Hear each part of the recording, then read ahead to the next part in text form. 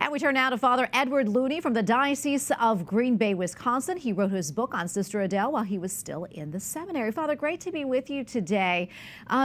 First off, what was your reaction when you heard the U.S. bishops would be considering whether to advance the beatification and canonization cause for Sister Adele Brise?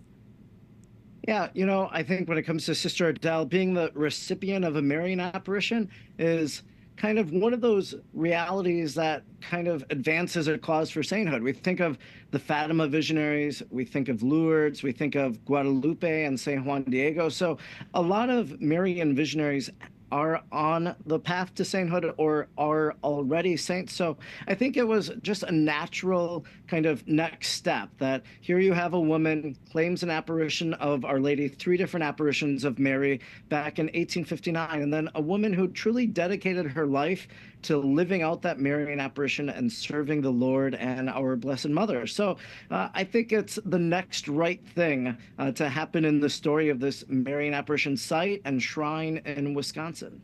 Yeah, and can you tell us just a little bit more about her and the Marian apparition in Wisconsin? Yeah, so Adele Brise, she was an immigrant to the United States. She came from Belgium. She was born, raised in Belgium. When she's in her early 20s, back in 1854, 1855, her family immigrates to the United States, ends up in Wisconsin. There was a really large Belgian settlement in Wisconsin, in the Green Bay area, in the Door County area. In fact, I'm the former pastor in Brussels, Wisconsin. And so in Brussels, they had the largest concentration of Belgian immigrants in the world outside of Belgium itself. So, it was heavily populated by that ethnicity. So Adele simply lives with her family for the next 4 years of her life. And she had a really strong calling to religious life as a young child. When she made her first Holy Communion, she wanted to work in the foreign mission. She wanted to be a religious sister.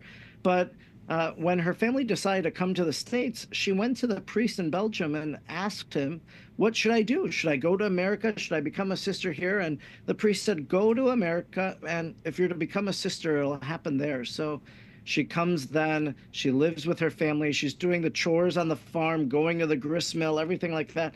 And that's when the first apparition happened in October of 1859, that she's walking to the grist mill with some grain, and she sees a mysterious woman dressed all in white. This woman quickly vanishes. So she goes home, tells her family what she experienced. Now she's older, so she's 28 years old. So it's not like a little child like Lourdes or Fatima, so readily believable.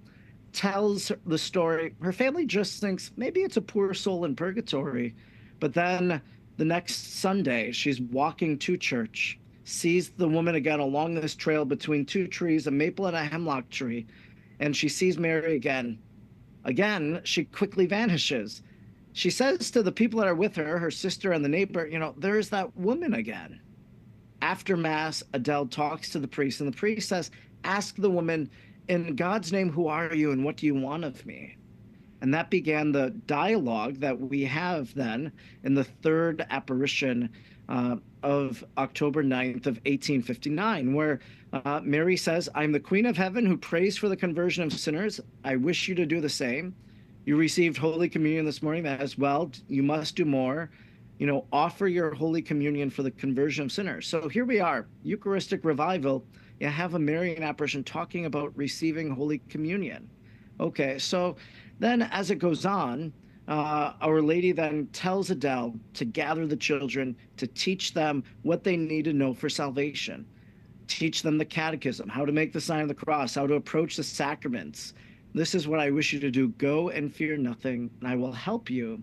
And that promise of help is something that Adele would need. For Adele, she dedicates her life to living out the message of the apparition.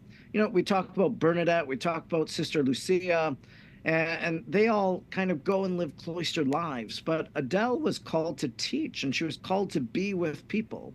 And I think that's an important element, that she was totally integrated within the mission of the apparition and the message and carrying out this mission. And that's why she founds this third order group of sisters. In the early days after the apparition, she was walking around the area, just knocking on the doors of complete strangers, asking them to let them teach her children.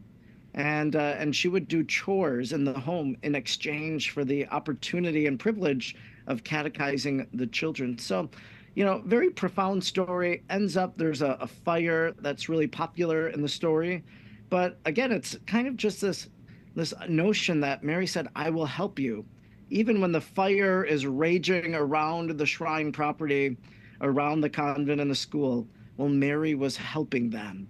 And Adele relied on Mary's help all throughout her life. Yeah, and of course, you have a very personal connection to Sister Adele and Our Lady of Champion. Tell us just a little bit more about that and that trip you made in high school back in 2005 and what it did to really change your life.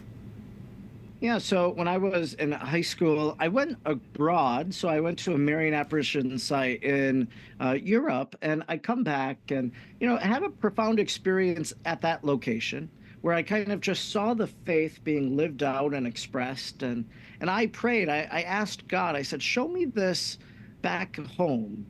And so, I knew about the shrine already as a high school student. It was just the chapel then. It wasn't approved as a Marian apparition at that point. But there was a lot of press and a lot of promotion for the August 15th celebration that year. It was in our parish bulletin. I had a driver's license, so I went. I went in faith.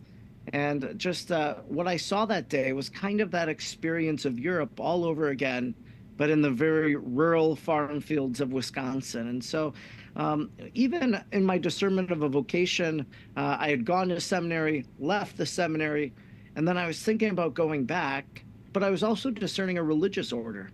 And I was at the shrine and I was praying and I was at Mass. I was serving Mass that day. And just really wondering if I should join the Marian Fathers or if I should join the diocese. And the psalm that day was, Lord, this is the people that longs to see your face. And I simply realized in that moment that I was right where I needed to be, and that the people that I was at Mass with, the people that I've known for so long, that these are the people I was called to serve. And so that's why I ended up rejoining the diocese. And so the shrine for me has been a very powerful place of grace and just a place where I've constantly gone back to keep saying yes to the Lord and what God is asking and what Our Lady is asking as well. Oh, so beautiful. And thank you for sharing all of that with us. We really appreciate it. God bless you, Father. Yeah, well, thank you so much.